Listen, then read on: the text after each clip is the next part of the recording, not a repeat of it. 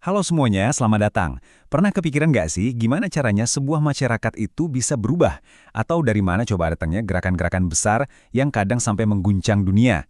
Nah, dalam beberapa menit ke depan, kita bakal bedah tuntas sosiologi di balik semua itu. Ini dia peta perjalanan kita hari ini. Kita mulai dari sebuah slogan yang fenomenal, terus kita bongkar struktur ketidaksetaraan di masyarakat, lalu kita lihat gimana sebuah keluhan bisa jadi aksi nyata, kita juga akan ungkap kekuatan tersembunyi dari koneksi sosial kita, dan terakhir, kita renungkan bareng-bareng apa peran kita di tengah semua ini. Oke, kita mulai dari sebuah momen yang dahsyat, sebuah kalimat yang gaungnya kedengeran ke seluruh dunia. Ini bukan cuma sekedar teriakan acak di jalanan loh. Slogan kami adalah 99% dari gerakan Occupy Wall Street di tahun 2011 itu punya makna yang dalam banget, berakar dari isu sosial yang sangat nyata. Nah, sosiologi itu kayak kacamata yang bantu kita ngeliat kenapa kalimat sesederhana ini bisa punya kekuatan sebesar itu. Pertanyaan bagus kan? Apa sih maksudnya? Dan kenapa ya orang-orang bisa sampai semarah itu? Buat jawab ini, kita nggak bisa cuma liatin para pendemonya aja. Kita harus gali lebih dalam lagi ke cara masyarakat kita ini disusun. Dan ini ngebawa kita ke sebuah konsep kunci dalam sosiologi. Oke, jadi untuk bisa paham slogan tadi, kita perlu ngerti dulu fondasinya. Para sosiolog punya istilah buat ini, yaitu stratifikasi sosial. Gampangnya, ini adalah cara masyarakat kita terstruktur dalam lapisan-lapisan yang berbeda. Coba dibayangin lapisan bebatuan di tebing. Ada lapisan paling atas, tengah, terus bawah. Nah, masyarakat kita tuh, ya kurang lebih kayak gitu juga. Ada lapisannya. Tingkatan ini biasanya didasarin sama hal-hal kayak kekayaan, kekuasaan, dan status sosial. Dan ini bukan ide baru loh. Sosiolog klasik kayak Karl Marx misalnya udah dari dulu ngelihat masyarakat itu kebagi jadi dua kelas utama. Kaum borjuis, yaitu mereka yang punya modal, pabrik, tanah, dan kaum proletar, yaitu kita-kita para pekerja. Menurut Marx, selalu ada ketegangan nih di antara dua kelompok ini, karena ya, kepentingannya beda banget. Sekarang kita balik lagi ke slogan 99%. Angka di layar ini dia kuncinya. Waktu gerakan itu meledak, ternyata 1% orang terkaya di Amerika Serikat itu menguasai 43% dari seluruh aset keuangan di negara itu. Wow! Kebayangkan, dari sinilah rasa marah itu berasal. Dan disinilah poin paling krusialnya. Sosiologi ngajarin kita kalau ketidaksetaraan yang ekstrim kayak gini tuh seringnya bukan soal nasib atau kegagalan perorangan. Ini soal sistemnya, soal struktur yang emang memungkinkan kekayaan itu numpuk di puncak. Oke, jadi masalahnya udah jelas nih. Ada ketidaksetaraan yang dirasain banyak orang. Tapi gimana caranya sebuah keluhan pribadi atau obrolan di warung kopi bisa berubah jadi gerakan massa yang terorganisir? Ternyata ada polanya. Yuk kita intip buku panduannya. Jadi ini tuh bukan cuma ledakan emosi sesaat, sosiolog punya istilah keren buat ini. Teori mobilisasi sumber daya. Intinya, gerakan sosial yang berhasil itu mirip kayak kampanye yang strategis. Butuh persiapan, butuh amunisi, bukan cuma modal marah-marah doang. Mereka butuh sumber daya.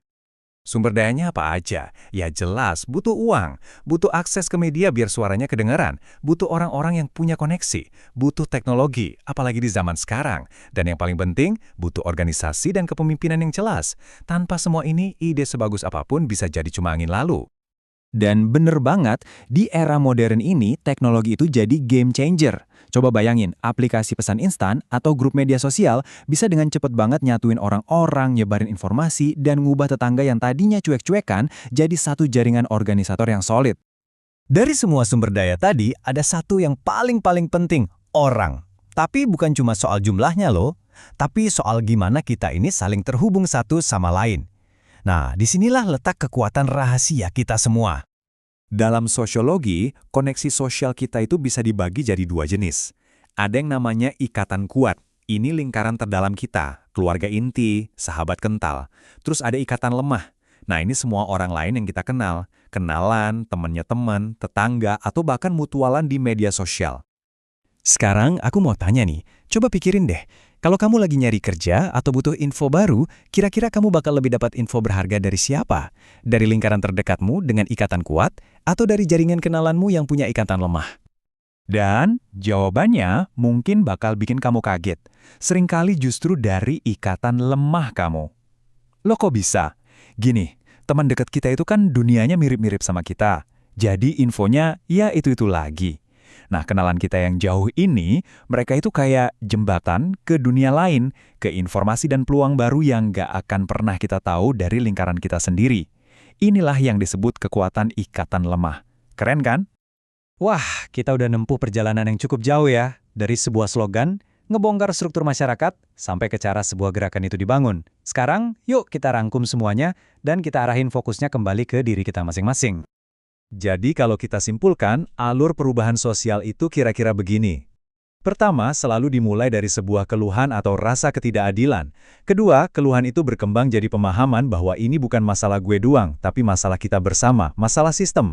Ketiga, baru deh ada mobilisasi sumber daya, orang, dana, teknologi, buat nyusun rencana. Dan terakhir, lahirlah aksi kolektif untuk menuntut perubahan. Ada kutipan sosiologis terkenal yang pas banget nih.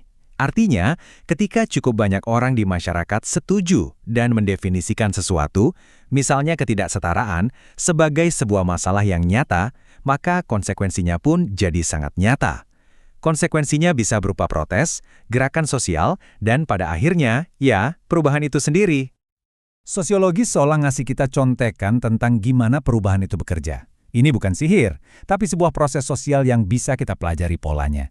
Jadi pertanyaan akhirnya bukan lagi gimana caranya, tapi apa peranmu? Cuma jadi penonton di pinggir lapangan atau jadi bagian dari cerita perubahan yang terus ditulis setiap hari? Nah, pilihan itu ada di tangan kita masing-masing. Terima kasih sudah menyimak.